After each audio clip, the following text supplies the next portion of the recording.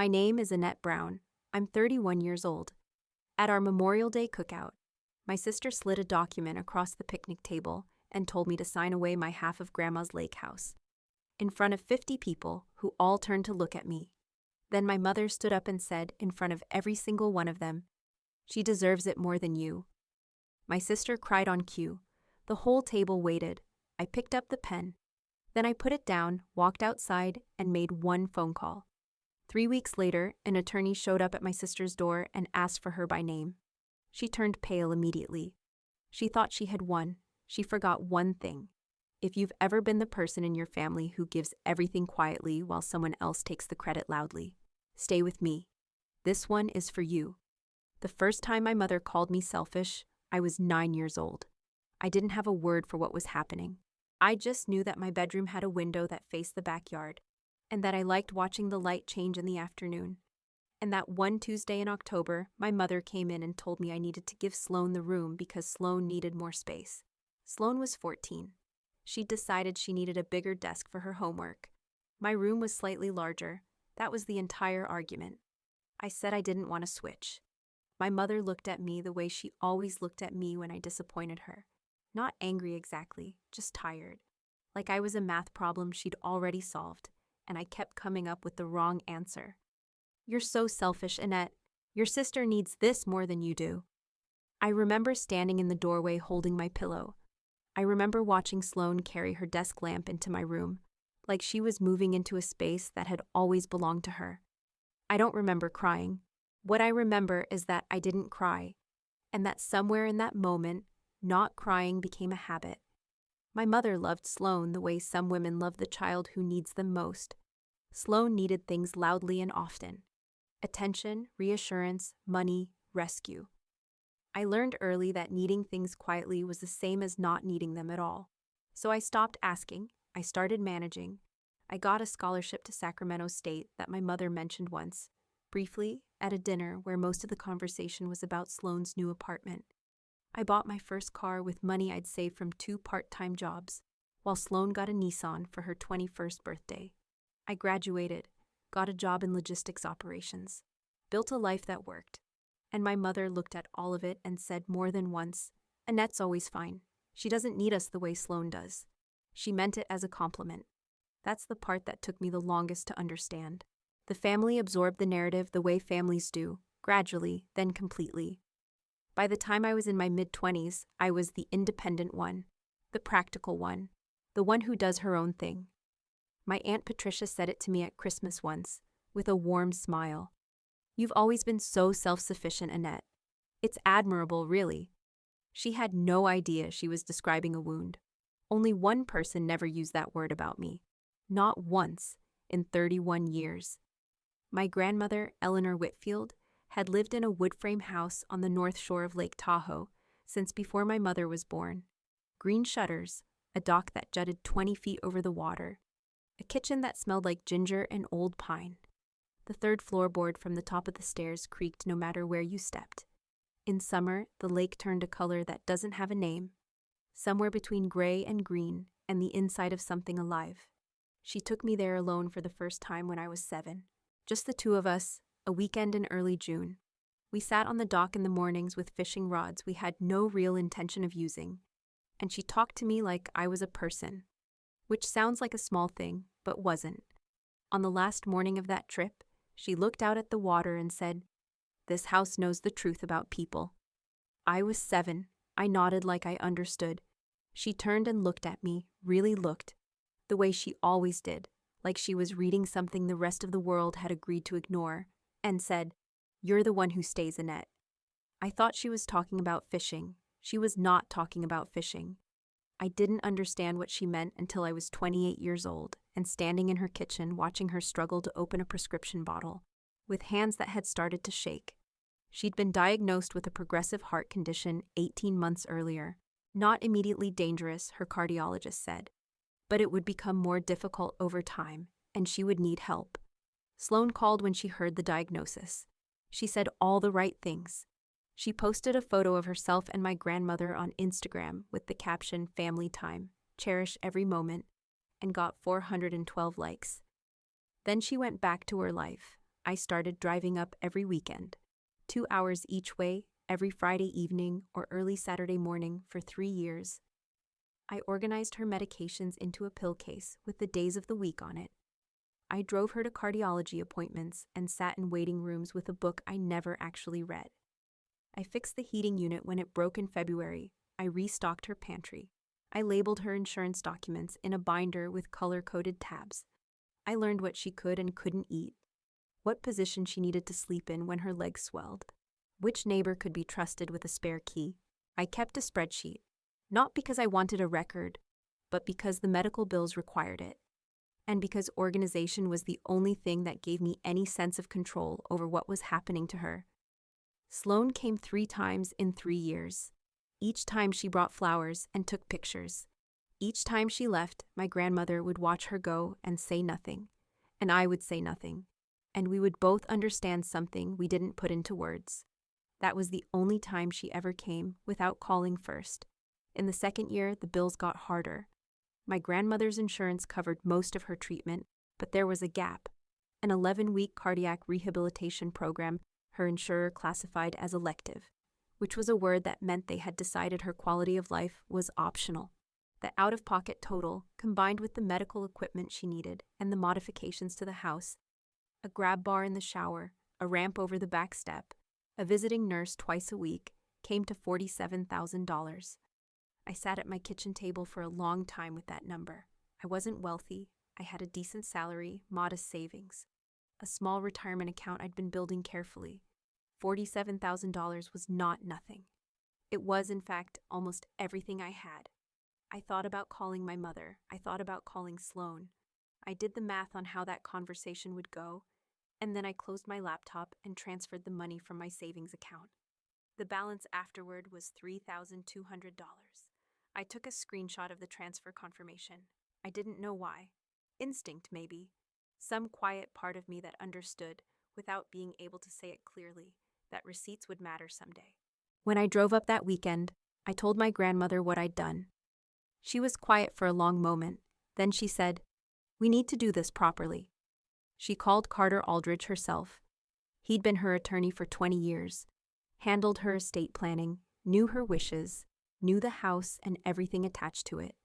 He came to Tahoe the following week with a notary. They drafted a promissory note, $47,000, Annette Brown as creditor, the debt to be treated as a priority claim against Eleanor Whitfield's estate in the event of her death prior to repayment. She signed it. I signed it. The notary stamped it. Carter kept a copy. I drove home with the original in a craft envelope with my grandmother's handwriting on the outside. "Annette, keep this safe." I put it in the fireproof box in my closet and didn't tell anyone. My grandmother asked me not to. She said, "If Sloane knows, your mother will know. And if your mother knows, it becomes a conversation. And I'm too tired for that conversation." I understood completely. I have always understood her silences better than most people's words. That same year, she said something else. Something I didn't fully hear until much later. We were sitting on the dock in the early evening, the lake going flat and gold, and she said, "I've taken care of everything, Annette. You won't have to fight. But if they push, you'll know what to do." I thought she meant the medical paperwork. She was not talking about the medical paperwork. The last month was fast and slow at the same time. She weakened quickly in December, and I took 3 weeks of unpaid leave to stay with her. My mother came twice, 4 hours each visit, then back to the city. Sloane sent flowers and a card that said "thinking of you," which was a strange thing to write to someone who was dying, as though the problem were one of insufficient thought. She passed on a Tuesday morning in January. I was the only one in the room. I held her hand. I didn't cry then. I was too focused on being present in a way the moment deserved. I cried later, in my car, in the hospital parking lot, for 40 minutes, alone, with the engine running because it was cold and I couldn't make myself start driving. 3 days after she died, Sloane called me. She didn't ask how I was. The first thing she said was, "We need to talk about the house." The estate entered probate. Carter Aldridge contacted me as one of the beneficiaries. The will divided the lake house equally, 50% to Annette, 50% to Sloane.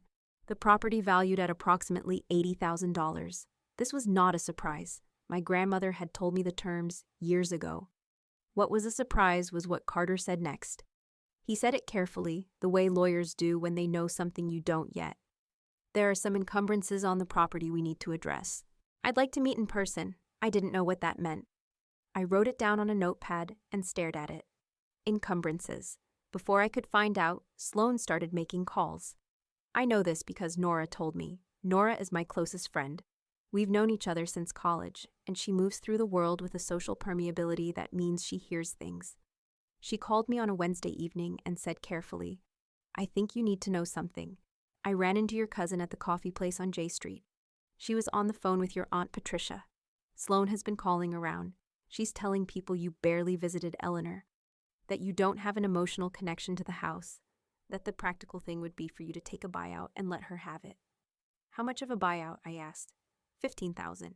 $15,000. For half of an $80,000 property. For 3 years. For $47,000 out of my own savings. For every Friday evening and every Saturday morning and every prescription bottle and every cardiology waiting room. I didn't say anything to Sloan.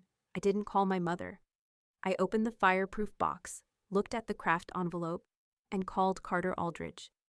He told me what he'd found, 14 months before my grandmother died, when she had already been sick for over a year, when she was already weakening. A lien had been recorded against the Tahoe property at El Dorado County, $61,000.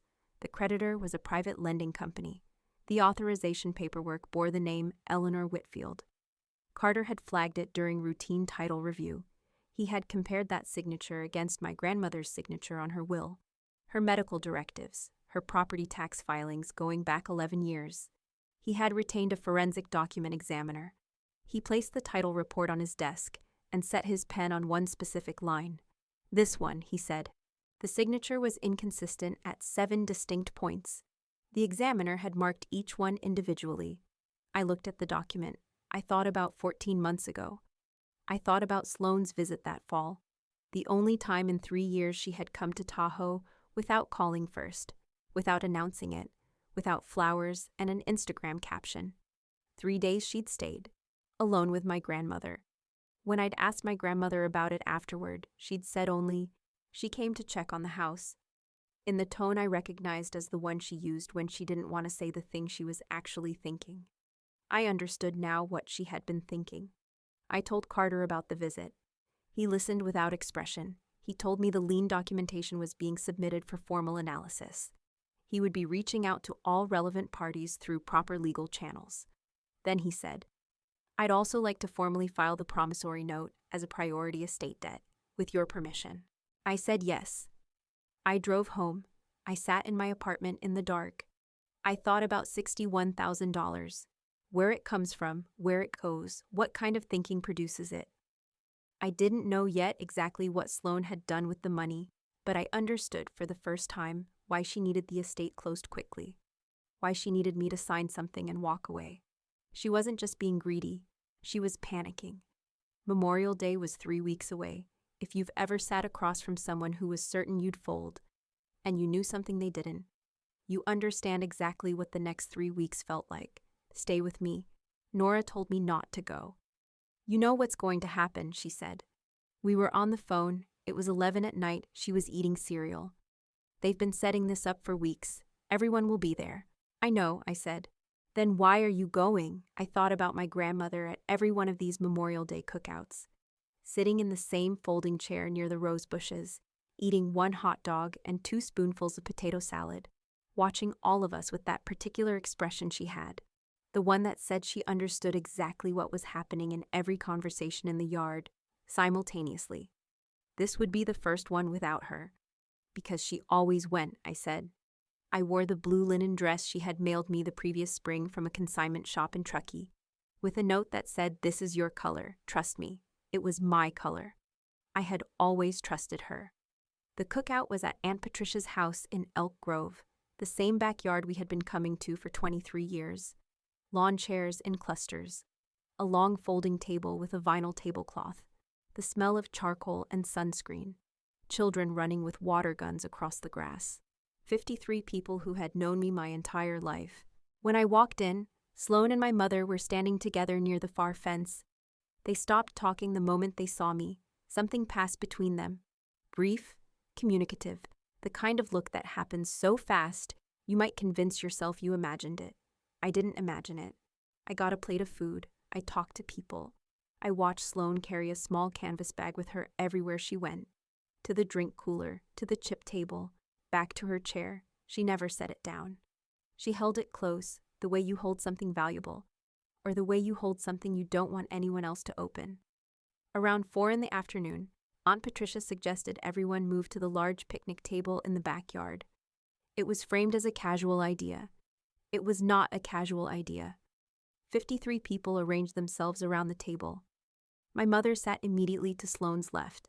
I sat across from them, alone on my side of the bench. The table was old wood, familiar the way things are familiar when you've touched them your whole life. Paint scuffed at the corners, surface rough under your palms. I put both hands flat on it and felt the grain. Sloane reached into the canvas bag. She pulled out a stack of papers, clean, uniform, printed on white stock, and placed them on the table in front of me with the careful deliberateness of someone who had rehearsed this exact motion. On top was a page with an arrow sticker pointing to a signature line. The footer at the bottom bore a law firm name and a California bar number. Someone had paid to have this drafted. Probably weeks ago, probably before she made a single one of those calls to the relatives. "I know this isn't how anyone wants to spend a holiday," she said, in the warm and reasonable voice of someone doing everyone a favor. "But we've been dealing with the estate for months, and I think the simplest thing is to get this resolved so we can all move on. This is a disclaimer of interest. You sign it, you receive $15,000, I handle the rest of the probate, and we're finished." Before I could say a single word, my mother stood up. Judith Brown is 57 years old. She is not a cruel woman. I want to be precise about that. She genuinely believes she is fair, practical, and loving. She has built an entire internal world in which every choice she has made is reasonable, and in that world, what she said next made complete sense. She looked around the table, at all 53 of us, and she spoke in the even, explanatory tone she uses when she is describing something that should be obvious to everyone. We all know how things have been. Sloane has always been close to Eleanor. She's the one who showed up, who maintained that relationship, who cared about that house the way Eleanor cared about it. Annette has her own life. She's always done her own thing, and there's nothing wrong with that. But it means something different to Sloane.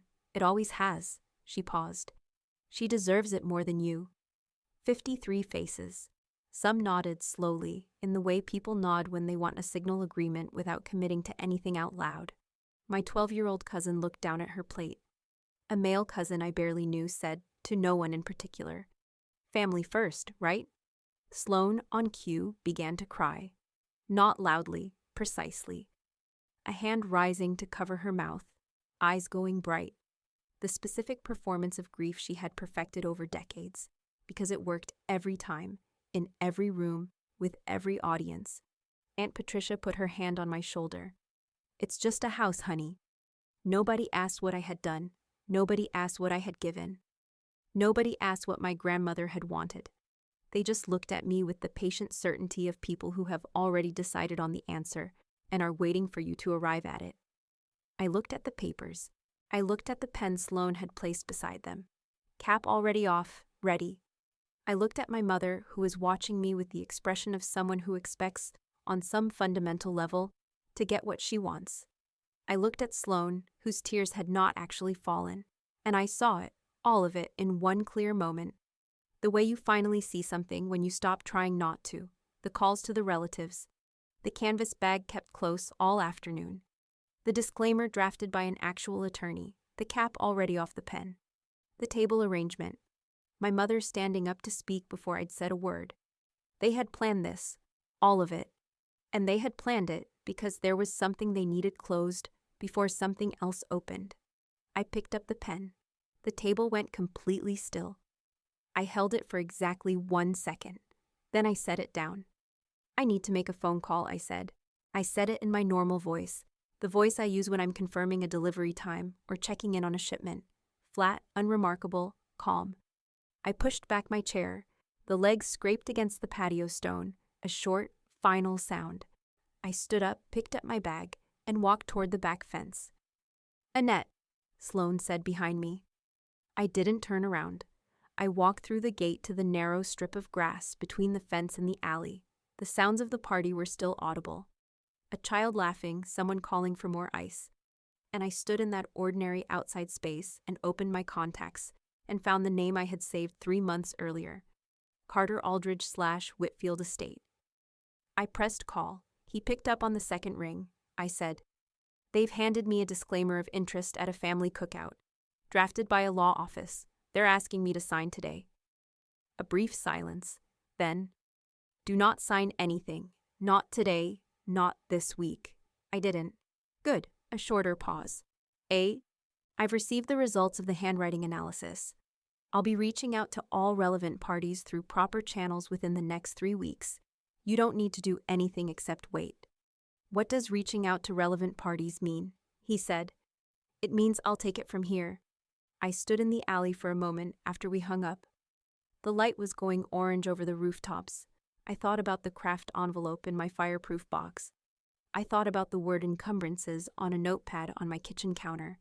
Then I went back through the gate, got another serving of potato salad, and sat back down at the table. "Are you going to sign?" my mother asked. I looked at her. "I'll think about it," I said. It was the first thing I had ever told them that felt, in its own way, like the truth. Because I had thought about it. I had thought about it for months, and I had already decided. Sloane called me 11 times over the next 3 weeks. I answered every time. I listened. I said things like, "I understand," and "I'll consider it," and "Let me think about that." I didn't argue. I didn't accuse. I gave her nothing to work with except the absence of a yes, which is a different thing from a no. The first calls were persuasive. She talked about closure, about family, about how drawn-out probate was exhausting for everyone. The calls in the middle grew more pressured. She mentioned once that she could contest the estate and tie things up for years. The last 2 calls were different. Her voice had a quality I hadn't heard before. Not anger, but something beneath it. Something that moves like fear and sounds like urgency. On the 11th call, she asked, "Have you been talking to the attorney?" I said, "Good night, Sloane." On the 17th day, Carter called me. The forensic handwriting analysis was complete. 7 points of inconsistency. The examiner's conclusion, the signature on the lien authorization document was not written by Eleanor Whitfield. The probability of independent replication at all 7 points was, in the examiner's language, statistically negligible. Carter filed the findings with the probate court. He simultaneously submitted the promissory note as a formal priority estate debt and walked me through the implications with the patience of someone who has explained this before. Estate debt is paid before distribution. That is not optional. It is the legal order of operations. My $47,000 came off the top before the estate was divided. What remained would be split according to the will, but there was also the lien, $61,000 of fraudulent debt attached to the property, which the estate would be required to address before any distribution could proceed. Carter walked me through the numbers. I wrote them in a column on a notepad. "After the promissory note is satisfied," he said, "and after the lien is addressed as an estate liability, Sloane's portion of the estate would be insufficient to cover the debt attributed to it." I put my pen down. "Meaning she gets nothing," I said. "Meaning the math doesn't leave her anything," he said, which is a lawyer's way of saying yes.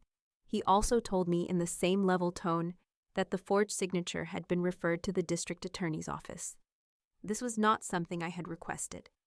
It was something he was obligated to do. I looked out his office window. Sacramento in the afternoon. Flat light, ordinary sky. I thought about $61,000 moving from a private lender into Sloane's account while my grandmother was alive and failing. While I was driving up every weekend. While Sloane was posting photos of 3 visits in 3 years.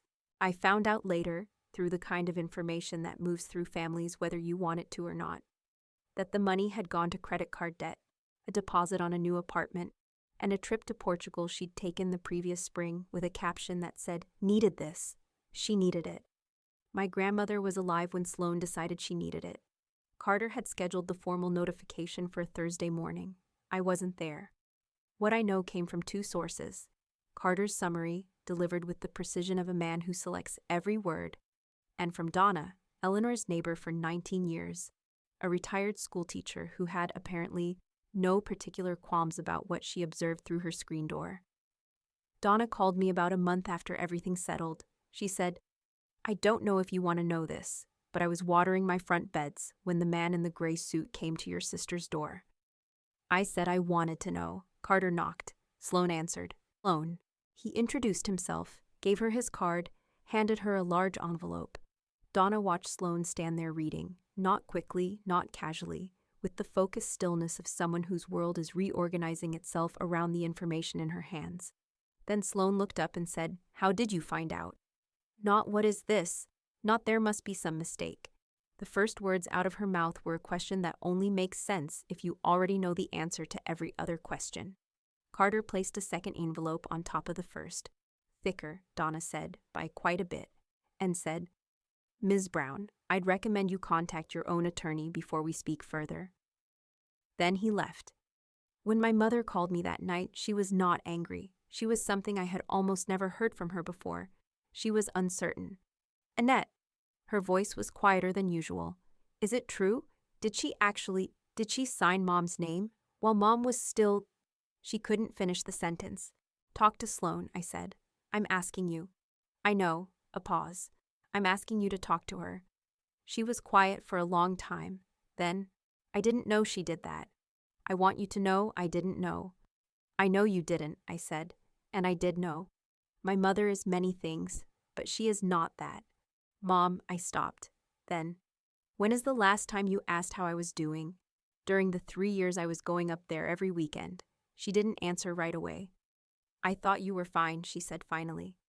"You always seemed fine." There it was. You were always fine. As though fine were a fixed state, rather than a sustained performance. As though my competence had released her from the obligation to look. As though the sentence meant anything other than, "I didn't have to worry about you, so I didn't." I sat with the phone against my ear in a room that had gone dark without my noticing, and I felt something shift, not break, not snap, but settle.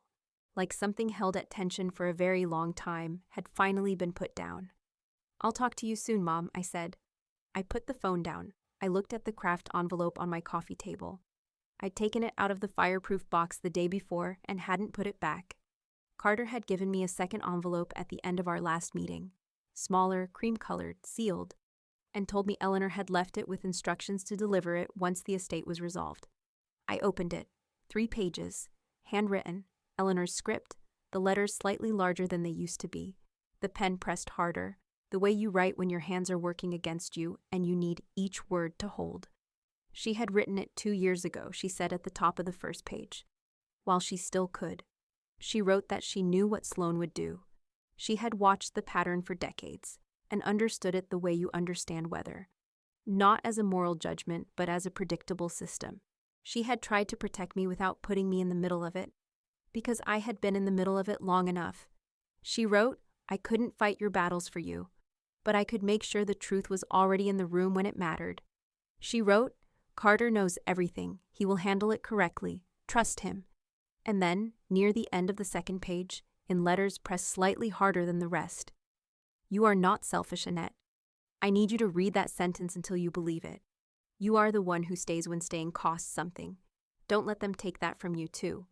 The last line of the letter was this: "The house knows the truth about people. So do you." I held those pages for a long time. I had been 7 years old the first time she said that to me. On a dock in early June, with a fishing rod neither of us was really using. I had spent 24 years thinking she was talking about a house. She had always been talking about me. The estate closed in late summer. The promissory note was satisfied first. $47,000 returned to me from the estate before any distribution. The lien was addressed as an estate liability. After the accounting, Sloan's portion was insufficient to cover the debt attributed to it. She received nothing. The DA's review was ongoing. I didn't follow it closely. That was not my work to do. The lake house was mine, fully, outright in the end. Once Sloan's share was absorbed by the debt she had created. I hadn't planned on that outcome exactly. I sat with it for a while. The way you sit with something that belongs to you, but still carries the shape of someone else. Before I went back to Tahoe, I met my mother for coffee. I chose the time and the place. I arrived first. I sat in the chair that faced the door and ordered my coffee before she got there, which was something I had never done before in 31 years of accommodating her schedule, her preferences, her comfort. She came in looking tired in a new way, not the tired of too many obligations, but the tired of someone who has been required to revise something they were very sure of. I let her sit. I let her order. I didn't fill the silence the way I always had, managing everyone's discomfort so they didn't have to sit in it. I let her sit in it. Then I said, I'm not going to cut you off. I'm not going to pretend this didn't happen. What I need from you, what I'm asking for, is that you stop assuming I'm fine. I need you to ask, even when I seem fine, especially then. She looked at her coffee cup. I drove up there every weekend for 3 years, I said, keeping my voice even. I paid $47,000 out of my own savings. I was the only person in the room when she died. And the story everyone was telling was that I was the selfish one. She looked up. I know, she said quietly. I know that now. You knew before, I said. You just didn't look. She didn't argue. That was something. Not enough, not close to enough, but something. The beginning, maybe, of a longer accounting I was no longer responsible for managing on her behalf. She said she was sorry. She said it simply, without ceremony. I believed she meant it. I also knew it didn't fix anything. I accepted both of those things at the same time, because that is what adult grief looks like when it's honest. I drove up to Tahoe on a Saturday in October, alone, through the mountains, windows cracked, radio off. The house was exactly as I'd left it the last time I'd been there with her. Her reading glasses on the side table, a half-finished crossword on the kitchen counter, the throw blanket folded over the arm of her chair. I didn't change anything that day. I just walked through the rooms. Then I went out to the dock. The lake was doing what it does in autumn, going still and flat. The sky folded into the water so you couldn't tell where one ended and the other began. I sat down in the same spot where we'd sat when I was 7, and I put my hand on the third plank from the end, which had a slight depression in it, the place where she used to set down her tackle box every time. It was still there. Of course it was still there. There's something nobody tells you about winning. They tell you about the fight. They tell you about the moment it turns. The attorney at the door, the documents, the look on someone's face when they realize the thing they thought was theirs was never going to be theirs. Those parts have a shape. You can follow them. What nobody tells you about is the Tuesday morning 3 weeks after everything settles. When you wake up at 6:15 and reach for your phone out of habit and think, for exactly 2 seconds, that you should call her to check if she took her medication.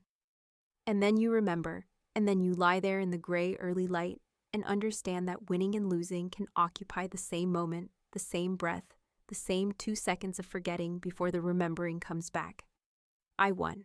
I know I won. I'm not confused about that. But Eleanor Whitfield is still gone, and no promissory note, and no forensic document examiner, and no district attorney's review can do anything about that particular fact. The lake house is mine. The receipts spoke for themselves, and I still reach for the phone on Tuesday mornings. That is not a complaint. It's just the part of the story that doesn't fit into anything neat. The weeks after the estate closed had a strange quality to them, like the silence after a loud noise, when you're not sure if the quiet is peace or just the absence of sound. I went back to work. I answered emails. I did my job well, which has always been a reliable thing to return to when the rest of life becomes unreliable. My coworker Dana asked me once how I always seemed so calm under pressure. I thought about that question longer than she probably expected before I said, practice. Nora took me to dinner the week after everything closed. The Thai place we'd been going to since college, the kind of restaurant that hasn't changed its menu in 15 years and is better for it. She ordered for both of us without asking because she's known my order for a decade, and she waited until we were halfway through the food before she said anything real. How are you actually doing, she said. Statement, not question. I thought about it. I keep coming back to the same thing, I said. Not the money, not even what she was going to do to my claim. Just, Grandma was still there. She was still going to the window to watch the birds. She still had her crossword on the counter. and Sloane sat across from her at that kitchen table and then drove to a lending office and wrote her name on a piece of paper. Nora put her fork down. "I think Grandma knew something," I said. "Not the specifics, but something. I think that's part of why she wanted me there so often. Not just for the help. I think she wanted a witness, someone who was actually present." "She needed someone to see what was real," Nora said. "Yeah." We sat with that while the restaurant moved around us. Other people's ordinary evenings, other tables, other conversations. "Do you feel like it's over?" she asked. I thought about Tuesday mornings. I thought about the reading glasses still on the side table. I thought about my mother's voice saying you were always fine in a tone meant to be reassuring. That was instead the most precise description of the problem I'd ever heard. "The legal part is over," I said. Nora nodded.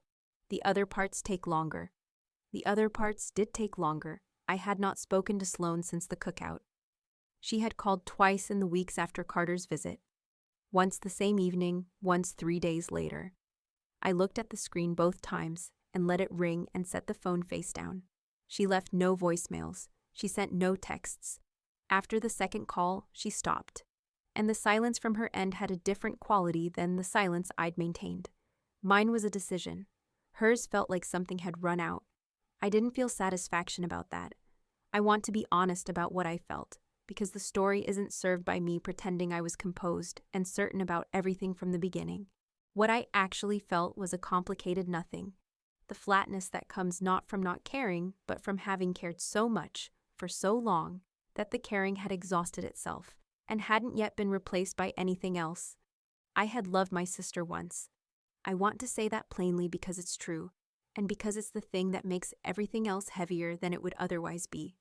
When we were small, before the room, before the desk lamp, before the years of selfish and warm, and the one who does her own thing, she had been my sister in the simple way siblings are siblings, before family dynamics calcify into systems. I remembered being 5 years old and sick with a fever, and Sloane, 9 years old, sitting at the edge of my bed and reading to me from a picture book for 45 minutes, even though she was bad at reading aloud and knew it. That girl was real. She had existed. Whatever had happened to her since, whatever combination of my mother's favoritism and her own choices and the particular distortion that comes from being loved in ways that teach you the world owes you, it didn't erase the girl who sat at the edge of my bed with that book. It also didn't make what she'd done forgivable. Both things were true. I was learning to hold them without needing to resolve them into something cleaner. What I was not prepared for was the conversation with my cousin Becca. Becca is 34, Patricia's older daughter, and she occupies the particular family role of the person who notices things and doesn't say them. A harder position than it looks, one that requires its own kind of discipline. She texted me in September asking if I wanted coffee. I said yes. We met near her office on a Thursday afternoon and spent the first 20 minutes talking about ordinary things. Then she set down her cup and said, "I have to tell you something, and I don't know how you're going to feel about it." I said, "Tell me." I knew, she said. Not about the lien. I didn't know that. But I knew Sloane had been calling around before the cookout. I knew what the plan was. And I came anyway and sat at that table and didn't say anything. She said it straight. No performance, no excessive emotion, just the fact, laid flat on the table between us. "Why?" I said. "Because I've been watching this dynamic my whole life and I've never said anything. Because Aunt Judith is my mother's sister. Because it was easier," she paused. That's the honest answer. It was easier not to be the one who made it complicated. I sat with that. The thing about Becca's confession was that it complicated the story I'd been telling myself. The one where the problem was Sloane and my mother and what they had done. That story was true. But Becca's version added something. Systems like this don't run only on the energy of the people at the center. They run on the silence of everyone around them. The cousins who look at their plates. The aunts who say it's just a house, honey, and mean it kindly and move on. The people who notice and say nothing because it has always been easier not to. I wasn't angry at Becca. What I felt was something closer to tired, and underneath the tired, something that might eventually become useful. "I appreciate you telling me," I said. "That's not forgiveness," she said. "No," I agreed. "It's not." She nodded, like she had expected that answer and was prepared to live with it. We finished our coffee. When we hugged goodbye outside, it was real.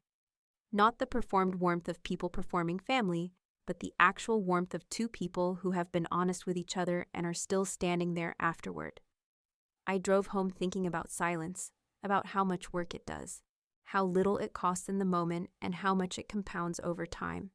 And I thought about myself, about 31 years of my own silence, the silence that was supposed to be dignity, the silence that was supposed to mean I was above it all, the silence I had dressed up as patience and called a strategy. The receipts had spoken eventually. The truth had been in the room when it mattered, just as my grandmother had promised. But I had also spent 31 years being legible only to myself, and to Eleanor, and to Carter Aldridge, who had known my grandmother for 20 years and understood from the moment I placed that craft envelope on his desk exactly who I was and what it had cost her. There is a version of this story where I say, the silence was worth it, the patience paid off, trust the receipts. I believe that. I do. But I also believe, and I believe this more with every Wednesday call and every cup of coffee with Becca and every Tuesday morning, that the people who love us should not require a forensic document examiner to figure out who we are, that the truth should not have to wait for a probate court, that being the one who stays should not mean being the one who disappears. I am still learning to take up the right amount of space. After 31 years of practice in the other direction, it does not come naturally. I catch myself minimizing, softening the edges of what I mean so it lands easier for whoever's listening. But I also catch myself stopping. I went back to Tahoe in November, the second time since the estate closed. I brought Nora. We stayed for a weekend, and she made coffee in the kitchen on Saturday morning, and I showed her the dock, and we sat out there in jackets because the temperature had dropped, and neither of us cared. She looked out at the water for a while. Then she said, I get it now, why you kept coming back. I looked at the lake. November Tahoe is a different creature than summer Tahoe. Quieter, stripped of the tourist season and the boat traffic, the noise of people treating it like a backdrop. In November, it just exists. It doesn't perform. She used to say it knew the truth about people, I said. Nora considered that. What do you think she meant? I had thought about this since finding the letter. I'd held it up against different lights. I think she meant you can't perform for a place, I said. People, you can manage people. You can be what they need or what they expect, or what's easiest for the room. But a place just receives you. It doesn't respond to what you perform. It only knows what you actually are when you're standing in it. Nora was quiet for a moment. Then, she knew you'd understand that. Eventually, I said. She left you the place where you can't pretend, Nora said. I hadn't thought about it in exactly those words before, but she was right. That was what the house was. Not just a financial asset, not just a set of memories, but the one place in my life where I had always been received as I actually was, rather than as the story the family needed me to be. She had given me the place where the truth lived. She had also given me the letter and the promissory note, and Carter Aldridge, and 24 years of Tuesday mornings and fishing rods. And you're the one who stays set on a dock before I was old enough to understand what staying cost. Nora went inside to get more coffee. I could hear her in the kitchen. The specific sound of the cabinet where Eleanor kept the mugs, the one that sticks slightly and has to be lifted before it opens. Nora had figured it out on her first try, without being told. The way you figure out the logic of a house that has its own language. I put my hand flat on the dock plank with the small depression in it. The place where she used to set her tackle box, every time, every visit, for as many years as I could remember. Still there, cold wood, November air, the lake perfectly still. I thought about the word selfish, how long I'd carried it, how many times I'd turned it over, how many things I'd done or not done or held back or given away, trying to prove it wasn't true. 3 years of weekends, $47,000. Every prescription bottle, and every waiting room, and every Tuesday morning, I would have rather been somewhere else, but wasn't, because she needed me, and I was the one who stayed. I didn't do those things to win an argument. I did them because she was my grandmother, and I loved her. And staying was what love looked like when the circumstances were hard, and nobody was watching. but the word had followed me anyway. All the way to a picnic table with 53 witnesses and a cap-off pen and a document someone had paid to have drafted weeks in advance. And I had put the pen down.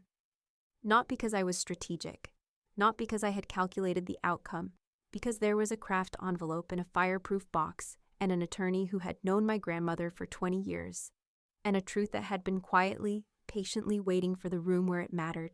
Selfish. 22 years. I was done turning it over. The receipts speak for themselves. I looked out at the lake. The light was shifting the way it does in late afternoon in November, going from gold to something softer and less certain, the kind of light that doesn't ask you to be anything specific. It just holds whatever is in it. My grandmother had said, "This house knows the truth about people." She had been right. She was almost always right.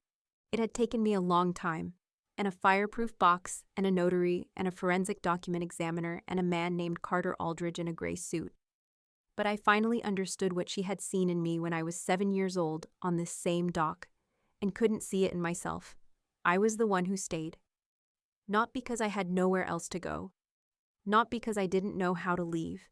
Because staying, when it costs something real, when there's no applause for it, when the family story will call you selfish for it anyway. That is the one thing I have always known how to do. I kept my hand on the wood. The lake held the sky. Grandma was right. This house knew the truth. And now, so does everyone else. If this story stayed with you, if you've ever been the one holding everything together while someone else took the credit, I'd love to hear from you in the comments. And if you know someone who needs to hear this today, please share it with them. Sometimes the most important thing is just knowing someone else has been there and stayed anyway,